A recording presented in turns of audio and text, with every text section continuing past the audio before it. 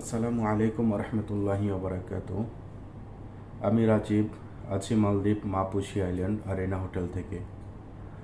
আমার এই চ্যানেলে অনেক সময় আমি অনেক ভিডিও আপলোড দিতে পারি না সব সময়, কারণ আমরা ডিউটিতে থাকি, অনেক সময় ব্যস্ততার কারণে আপলোড করতে পারি না। তো আজকে ভিডিওটি করার মূল উদ্দেশ্য হচ্ছে আমাদের যারা বাংলাদেশি ট্যুরিস্ট যারা আছেন তাদের সম্পর্কিত নিয়ে আজকের এই ভিডিওটি।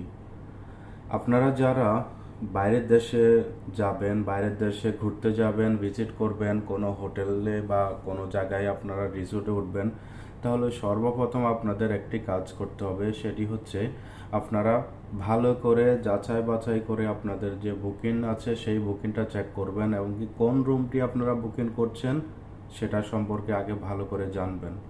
সেই রুমটি সি ভিও না সিটি ভিও না প্রিমিয়াম সি ভিও নাকি আপনাদের ওয়াটার ভিলা রুম না যে কোনো হোয়াট এভার, যে কোনো রুম আপনারা আগে ওইটা যাচাই করে তারপরে আপনারা বুক করবেন।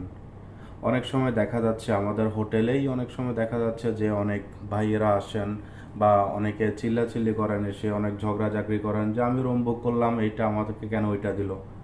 হ্যাঁ ভাই, আপনি বুক করছেন যেই ক্যাটাগরি, আপনাকে সেই ক্যাটাগরি রুমটাই দেওয়া হবে। আপনাকে এর থেকে বিপরীত কোনো রুম আপনাকে দেওয়া হয় না।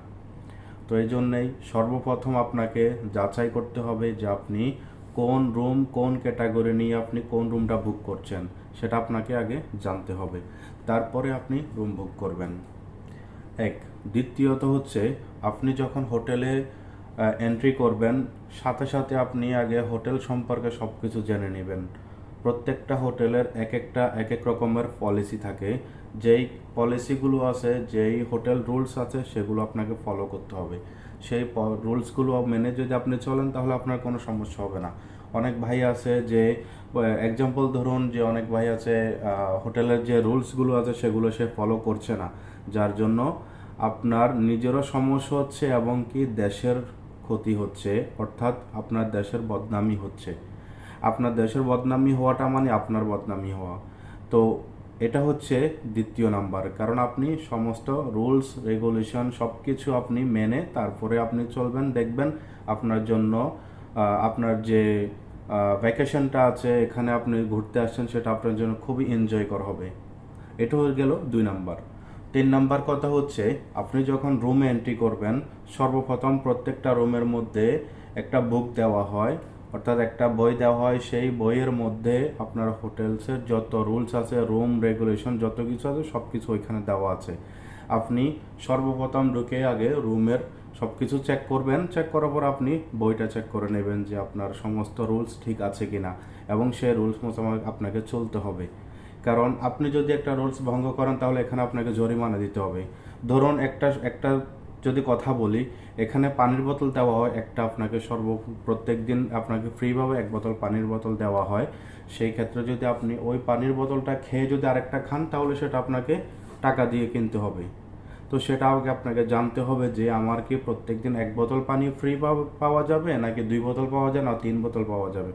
এটা শুধু যে আমাদের হোটেল এরকম না, বা অন্য অন্য হোটেলও হতে পারে।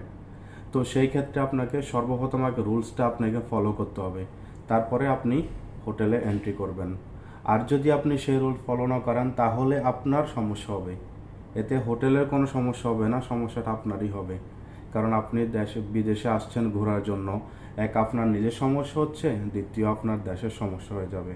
তো আশা করব আপনারা সবাই নিজ নিজ জায়গা থেকে সমস্ত কিছু যাচাই বাছাই করে আসবেন, তাহলে আপনার যে ভ্যাকেশনটা আছে সেটা খুব সুন্দরভাবে কাটবে। আশা করছি আপনারা বুঝতে পারছেন।